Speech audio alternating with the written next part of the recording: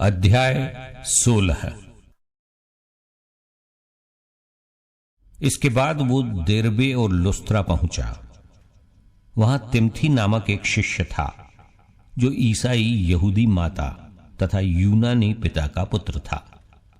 लुस्त्रा और इकोनियम के भाइयों में उसका अच्छा नाम था।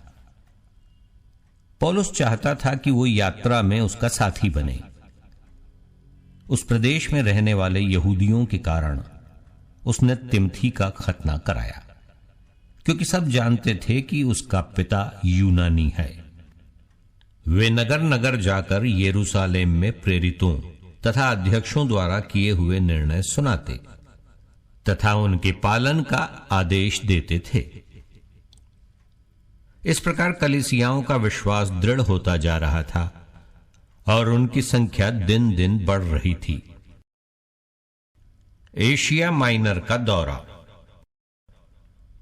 जब पवित्र आत्मा ने उन्हें एशिया में वचन का प्रचार करने से मना किया तो उन्होंने फ्रुगिया तथा गलातिया का दौरा किया।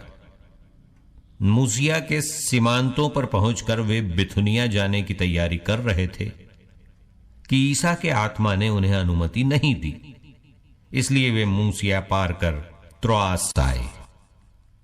वहां पौलुस ने रात को एक दिव्य दर्शन देखा।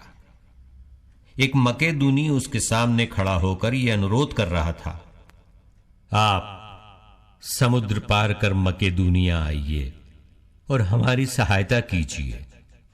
इस दर्शन के बाद हमने यह समझकर तुरंत मकेदूनिया जाने का प्रयत्न किया कि ईश्वर ने वहां सुसमाचार का प्रचार करने के लिए हमें बुलाया है। फिलिप्पी में पौलुस का आगमन। त्रोआस से चलकर हम नाव पार कर सीधे समोथ्रा के दूसरे दिन नेओपोलिस और वहां से फिलिप्पी पहुंचे। फिलिप्पी मकेदूनिया प्रांत का मुख्य नगर और रोमन उपनिवेश है। हम कुछ दिन वहां रहे। विश्राम के दिन हम ये समझकर शहर के बाहर नदी के तट आए कि वहां कोई प्रार्थना गृह होगा। हम बैठ गए और वहां एकत्र स्त्रियों से बातचीत करते रहे। सुनने वाली महिलाओं में एक का नाम लुदिया था और वो थुआतिरा नगर की रहने वाली थी। वो बैंगनी कपड़ों का व्यापार करती और ईश्वर पर श्रद्धा रखती थी।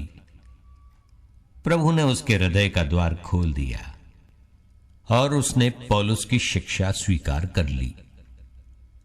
सपरिवार बपतिस्मा ग्रहण करने के बाद लुदिया ने हमसे यह अनुरोध किया, आप लोगों ने माना है कि मैं सचमुच प्रभु में विश्वास करती हूं, तो आइए मेरे यहां ठहरिए।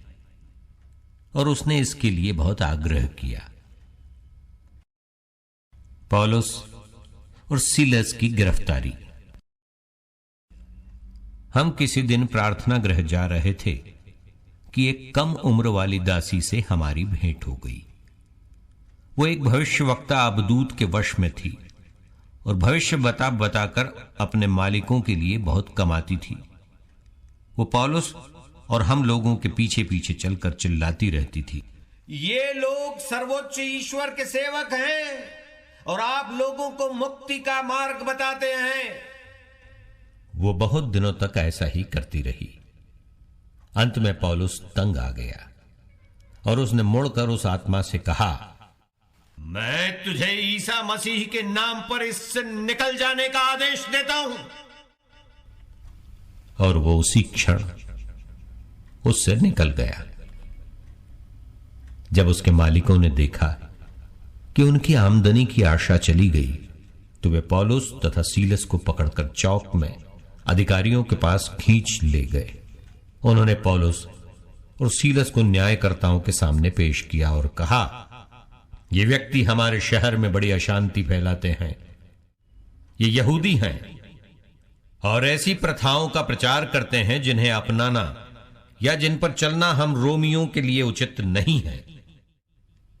उनके विरोध में भीड़ भी एकत्र हो गई तब न्यायकर्ताओं ने कपड़े उतरवाकर उन्हें कोड़े लगाने का आदेश दिया।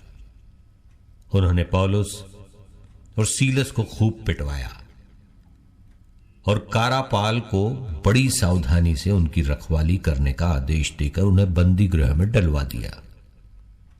कारापाल ने ऐसा आदेश पाकर उन्हें भीतरी बंदी गृह में रखा और उनके पैर काठ में जकड़ दिए। पौलुस और सीलस की मुक्ति।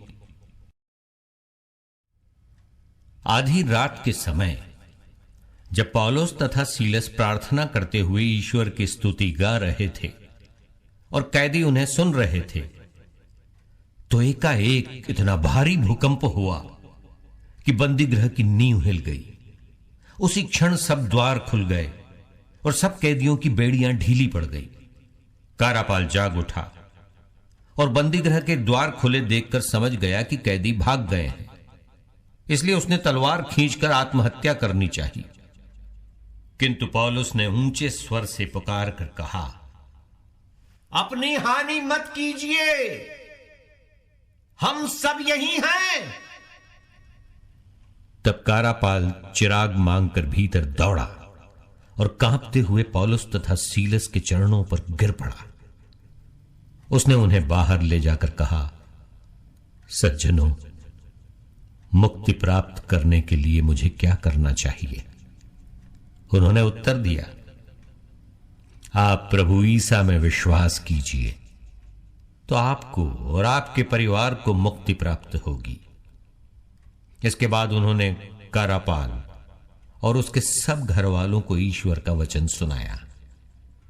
उसने रात को उसी घड़ी उन्हें ले जाकर उनके घाव धोए।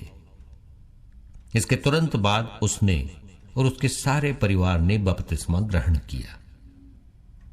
तब उसने पौलुस और सीलस को अपने यहां ले जाकर भोजन कराया और अपने सारे परिवार के साथ आनंद मनाया, क्योंकि उन्होंने ईश्वर में विश्वास किया था।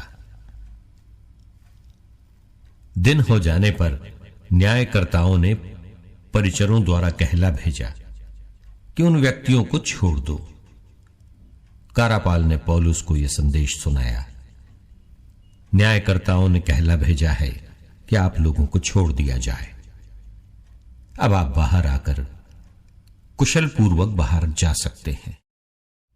किंतु पौलुस ने परिचरों से कहा, हम रोमी नागरिक हैं, फिर भी हम पर लगाए हुए अभियोग की जांच किए बिना उन्होंने हमें सबों के सामने कोड़े लगवाकर बंदी गृह में डाल दिया और अब वे हमें चुपके से निकाल रहे हैं।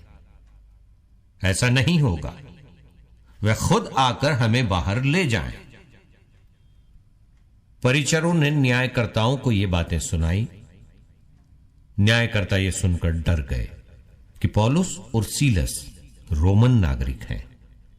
उन्होंने आकर क्षमा मांगी और उन्हें बंदी गृह से बाहर ले जाकर अनुरोध किया कि वे नगर छोड़कर चले जाएं।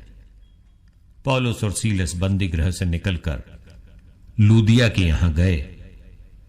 वे भाइयों से मिले और उन्हें सांत्वना देने के बाद वहां से चल पड़े।